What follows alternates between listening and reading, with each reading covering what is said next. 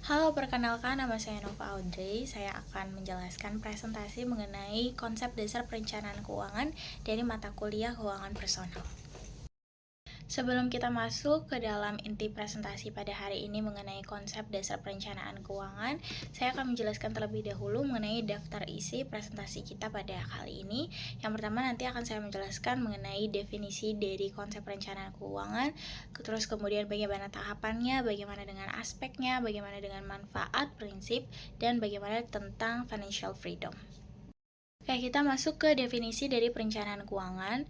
Menurut penelitian dari Puspa Safety Anggraini tahun 2022 dan Paratia Hazari tahun 2016, perencanaan keuangan adalah strategi atau proses di mana seseorang berusaha untuk mencapai tujuan keuangan mereka dengan membuat dan menerapkan rencana keuangan yang lebih luas. Dan menurut Amila Haq tahun 2022, perencanaan keuangan itu meliputi pengelolaan pendapatan, pengeluaran, aset dan utang, perencanaan investasi, perencanaan pensiun, perencanaan pajak, dan perencanaan warisan.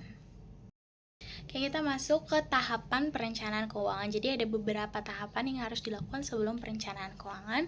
Ini menurut Gitman dan Joeng tahun 2008. Yang pertama adalah menetapkan tujuan keuangannya. Tujuan keuangannya itu apa? Contohnya seperti menabung, membeli emas, atau untuk pendidikan. Yang kedua adalah mengumpulkan informasi keuangan yang ada. Contohnya adalah mengumpulkan laporan bank, informasi investasi, dan tagihan-tagihan. Yang ketiga adalah menganalisis situasi keuangan. Contohnya adalah menganalisis rasio keuangan atau menganalisis laporan arus kas serta kondisi pasar ekonomi saat ini. Yang keempat adalah mengembangkan rencana keuangan. Contohnya adalah menetapkan strategi untuk pengelolaan anggaran, pengelolaan tabungan, investasi, asuransi, dan perencanaan pajak. Dan yang terakhir adalah mengimplementasikan pemantauan dan evaluasi. Dengan menerapkan strategi yang telah ditetapkan, kita harus memantau dan mengevaluasi setiap langkah yang harus kita lakukan. Selanjutnya kita akan membahas mengenai kenapa sih perencanaan keuangan itu penting. Yang pertama adalah untuk mencapai tujuan keuangan. Misalnya seperti untuk mendanai pendidikan anak atau mengamankan dana pensiun di masa depan. Yang kedua adalah untuk keamanan keuangan jangka panjang, yaitu menghadapi risiko yang tidak terduga, misalnya seperti kematian dini, penyakit serius, atau kehilangan pekerjaan. Yang ketiga adalah mengelola pengeluaran pajak.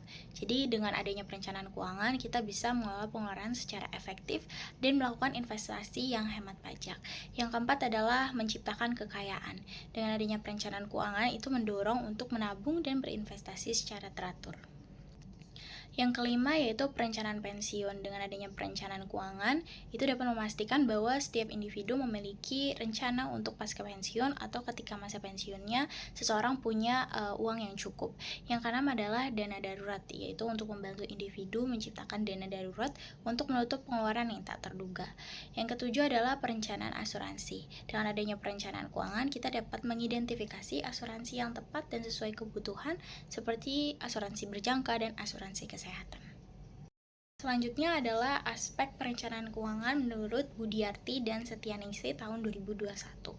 Yang pertama adalah aspek pengelolaan hutang efektif, yaitu bagaimana kita menangani hutang terutang secara proaktif atau saldo kartu kredit dan pinjaman pribadi.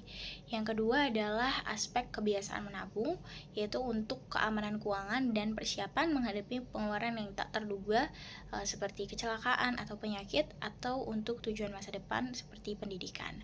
Yang ketiga adalah aspek perencanaan keuangan, yaitu bagaimana kita mengatur pemasukan, pengeluaran, tabungan, dan investasi agar keuangan tetap stabil dan tujuan finansial bisa tercapai. Selanjutnya terdapat beberapa prinsip-prinsip atas perencanaan keuangan menurut Grant Sabatier tahun 2020. Yang pertama adalah memaksimalkan pendapatan dengan melakukan negosiasi gaji, pekerjaan sampingan, dan berwirausaha. Yang kedua adalah menabung dan berinvestasi, yaitu dengan secara agresif untuk membangun kekayaan. Yang ketiga adalah menciptakan aliran pendapatan pasif, yaitu dengan mengelola pengeluaran secara efektif dan melakukan investasi yang hemat pajak. Yang keempat adalah pencapaian kemandirian keuangan, yaitu dengan memiliki kekayaan yang cukup untuk memenuhi kebutuhan hidup tanpa perlu bekerja lagi. Yang kelima adalah investasi pada reksadana indeks, yaitu menyediakan diversifikasi portofolio dengan tidak hanya menaruh investasi pada satu instrumen saja, tapi di beberapa jenis instrumen. Pembahasan yang terakhir adalah financial freedom. Jadi ada beberapa level mengenai financial freedom. Di level yang pertama disebut sebagai dasar hidup, dengan keterangan di level ini kita dapat memenuhi kebutuhan dasar dan memiliki tabungan darurat. Di level yang kedua ada yang namanya bebas hutang, di mana di level ini kita harus telah melunasi semua hutang dan dapat mengalokasikan uang untuk tabungan dan investasi. Yang ketiga adalah aman keuangan, di mana di level ini kita memiliki tabungan darurat yang cukup untuk 3-6 bulan pengeluaran tanpa kita bekerja lagi. Yang keempat adalah kemandirian pendapatan, di mana di level ini kita memiliki pendapatan pasif yang dapat menutupi sebagian besar pengeluaran daripada pendapatan yang aktif. Level kelima adalah kebebasan finansial, di mana di level ini kita memiliki kekayaan yang cukup untuk menutupi semua pengeluaran tanpa perlu bekerja lagi. Yang keenam adalah kemerdekaan finansial, yaitu di mana kita memiliki kekayaan yang cukup untuk pensiun dini dan hidup dengan nyaman selamanya. Yang ketujuh adalah kedaulatan finansial, di mana kita memiliki kekayaan yang jauh melebihi kebutuhan, bahkan sampai kita dapat memberikan dampak positif bagi masyarakat atau lingkungan di sekeliling kita. Sekian presentasi dari saya mengenai konsep dasar perencanaan keuangan. Terima kasih.